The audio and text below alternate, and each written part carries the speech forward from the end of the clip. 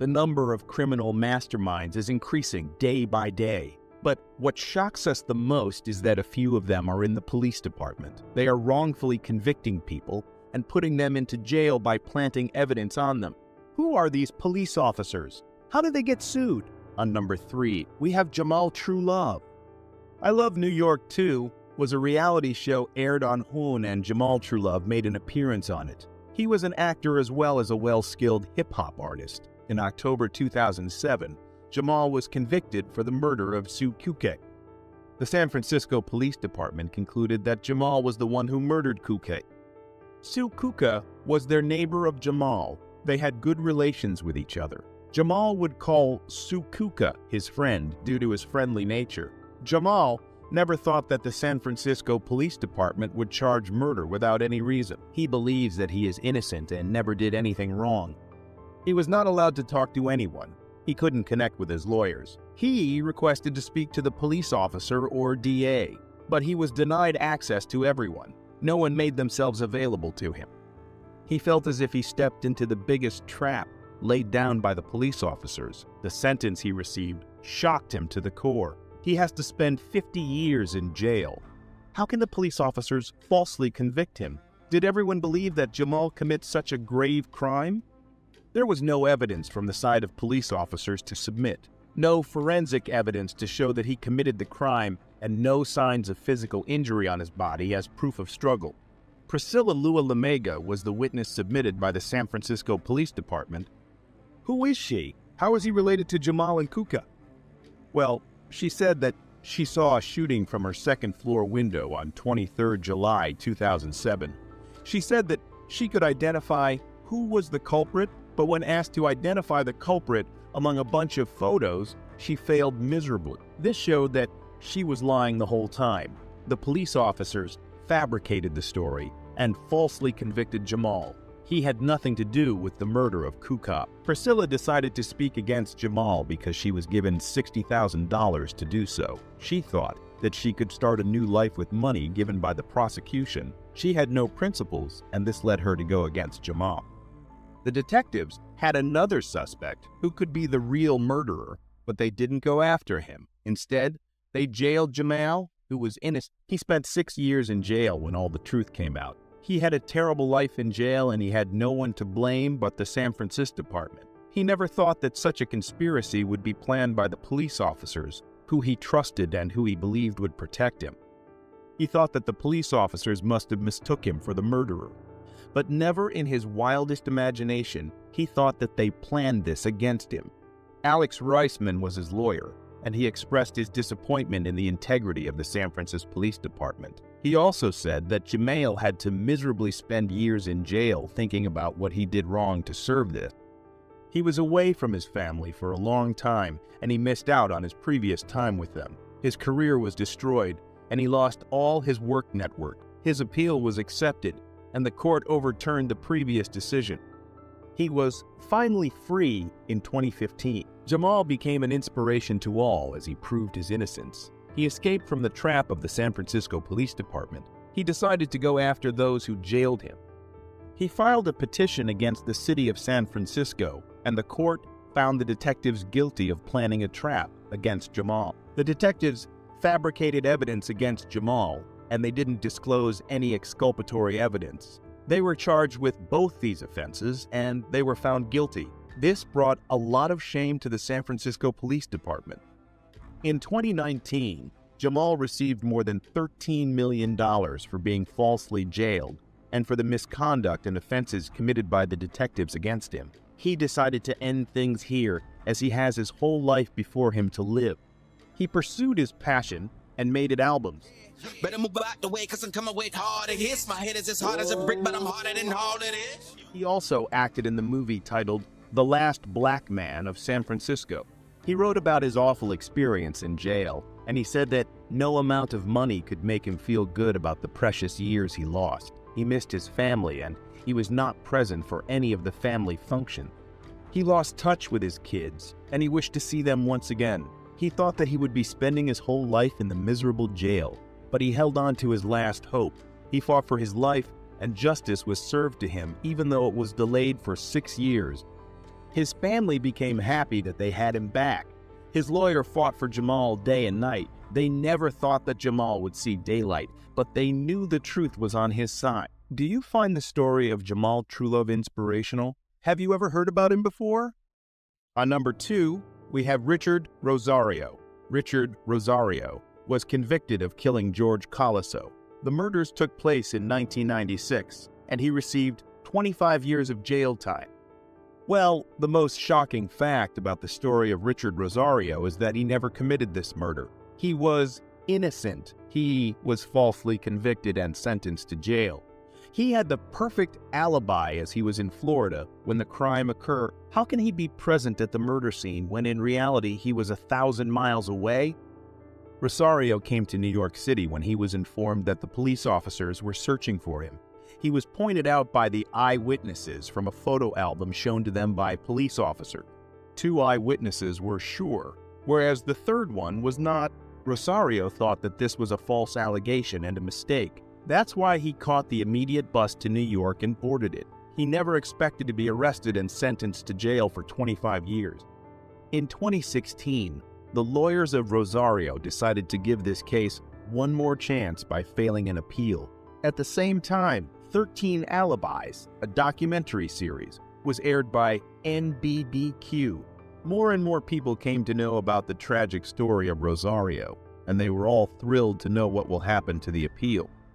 People started raising questions about why the 13 alibis were never investigated and what happened to the funds for the investigation. The story received significant media attention. The new district attorney was Mrs.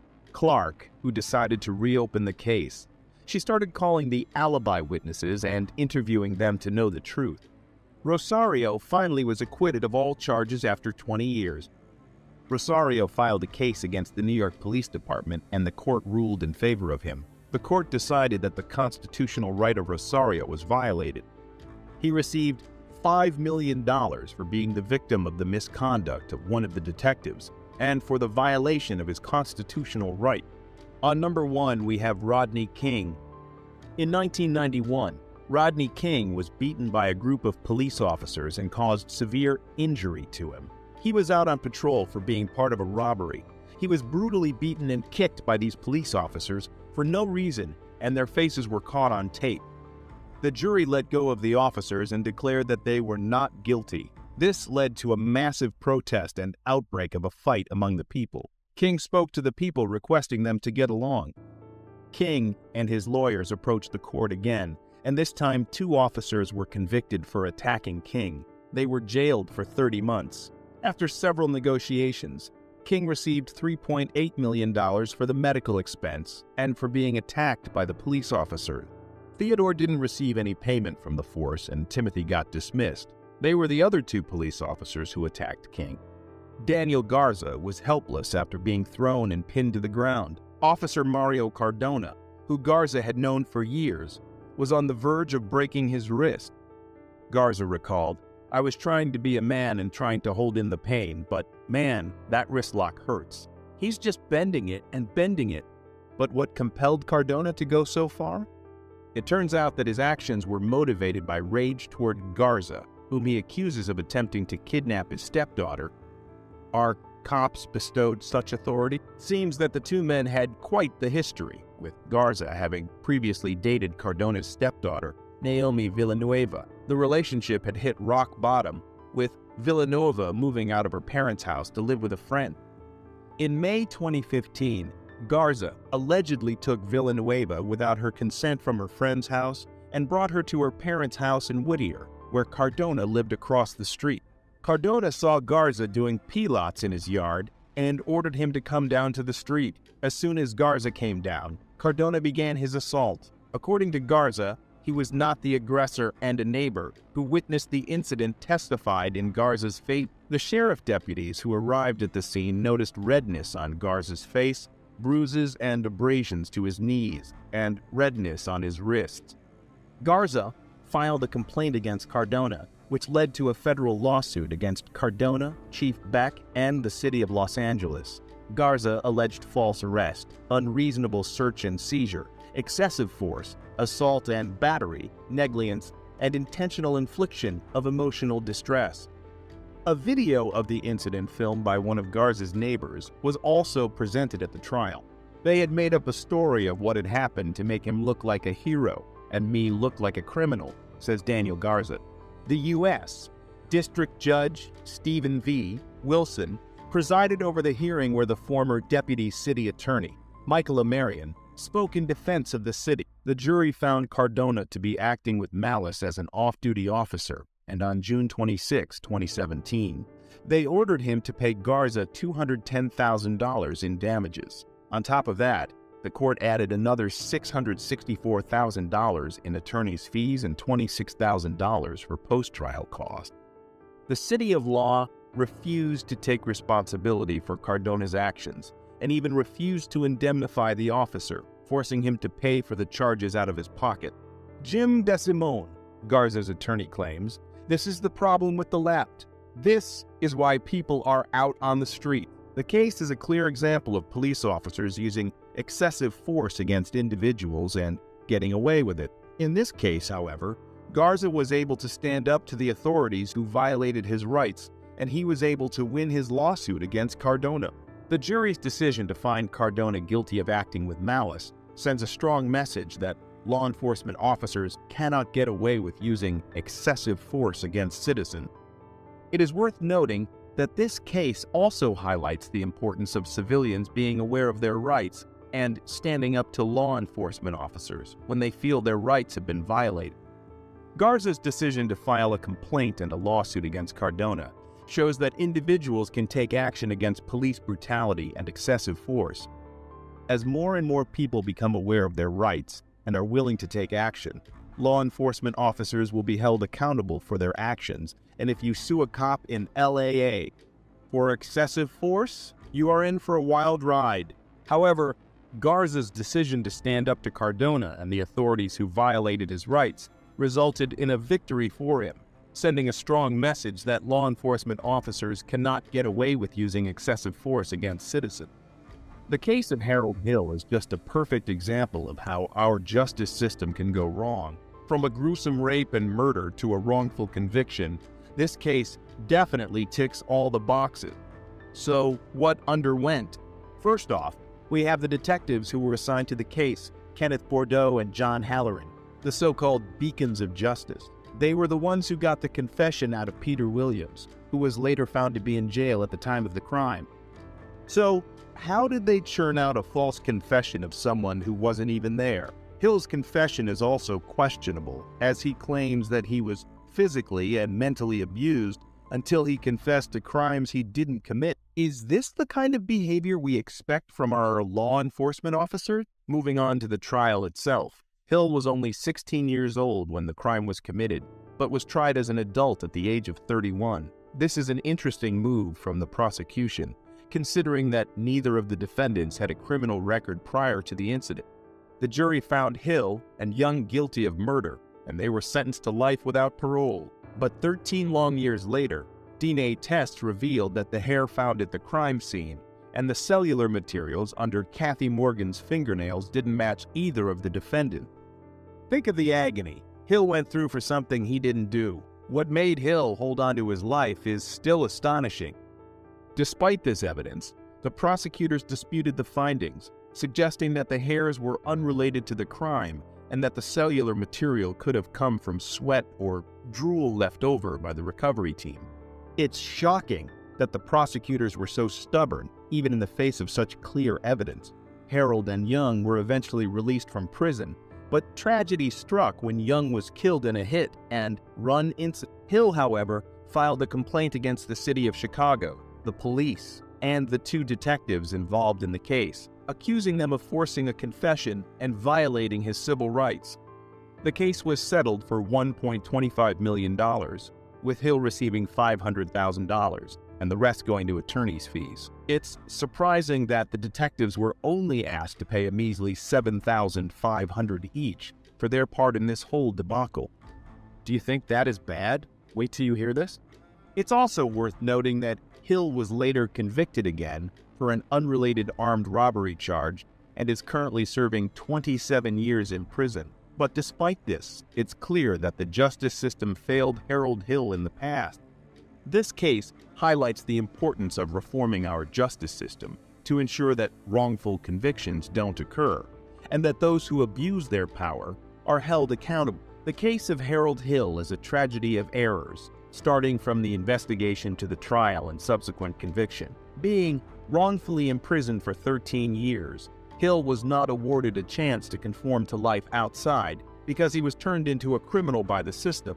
The system absolutely messed the hell out of him, and the cops only paid $7,500 each. When cops do what they did, they need to be locked away for at least as long as the victims they put in jail. Instances have aroused where police officers have misused their authority, employed excessive force, and violated people's rights, particularly those from marginalized communities, leading to distrust and fear of law enforcement. Are they subjected to such power? What are the legal repercussions for them? However, and most of all, would they be treated differently when compared to the masses? Join us as we take a closer look at two of the most uncanny cases that could make question the judicial system as a whole. Our first case kicks off with the case of Harold Hill, which is just a perfect example of how our justice system can go wrong. This case definitely checks all the boxes, including a horrific rape and murder, as well as a mishandled conviction, you name it. So then what went about? Let's start with the so-called beacons of justice, Kenneth Bordeaux and John Halloran, the detectives who were assigned to the case and the beacons of law. They were the ones who managed to extract a confession from Peter Williams, who was later discovered to have been in custody when the crime was committed. How did they even produce a fabricated confession from someone who wasn't even present? Hill claims he was physically and mentally tortured until he confessed to crimes he didn't commit. Is this the kind of conduct we anticipate from our law enforcement personnel? The trial itself was held when Hill was 31 years old, despite the fact that he was only 16 at the time of the crime and was therefore tried as an adult. At this point, it's just not fair, and it's incomprehensible what Hill is going through. Given that neither of the defendants had a criminal history prior to the incident, this is an intriguing move by the prosecution. Hill and Young were given a life without parole sentence after the jury found them guilty of the murder. However, 13 long years later, DNA tests showed that neither of the defendants' cellular components found under Kathy Morgan's fingernails, nor the hair found at the crime scene matched either of them. Imagine the sheer suffering Hill endured for something he didn't do. It continues to amaze me how Hill managed to hang on to his life. The prosecutors disputed the findings despite this evidence, claiming that the hairs had nothing to do with the crime and that the cellular material might have come from sweat or drool that the recovery teams had left behind. Even in the face of such overwhelming evidence, it's shocking that the prosecutors were so resistant. Young was killed in a hit-and-run incident shortly after Harold and Young were finally let out of jail. This almost leads us to believe that this is almost a plot to clip both of them. Hill, on the other hand, accused the city of Chicago, the police, and the two detectives involved in the case of coercing a confession and violating his civil rights in a complaint he filed against them. The case was resolved for $1.25 million, of which Hill received $500,000 and the remainder was paid to the lawyers. It's surprising that the detectives were only asked to make a pitiful $7,500 payment for their roles in this whole fiasco. You think that's all? Wait until you hear this. It should be noted that Hill is currently serving a 27-year sentence after being found guilty once more of an unrelated charge of armed robbery. In spite of this, it is obvious that Harold Hill was let down by the legal system in the past. This case emphasizes the need for justice system reform to prevent erroneous convictions and make sure that those who abuse their power are held accountable. Starting with the investigation and continuing through the trial and conviction, the Harold Hill case is a tragedy of errors. Hill was wrongfully detained for 13 years, and because the system made him a criminal, he was never given the opportunity to adapt to life outside of prison. He was completely screwed over by the system, and the police only received $7,500 each. When police officers commit acts like the ones they did, they should be imprisoned for a minimum of the same amount of time as the victims they imprison. Up next, we have an oddball in the form of Sergeant Mario Cardona versus Daniel Garza. After being thrown and pinned to the ground, Daniel Garza was rendered helpless. Officer Mario Cardona, a longtime friend of Garza's, was on the verge of breaking his wrist. Confronting a criminal and keeping him confined is one thing, but putting a civilian without a reason is shocking. Garza recalled, "I was trying to be a man and trying to hold in the pain, but man, that wrist lock hurts. He's just bending it and bending it."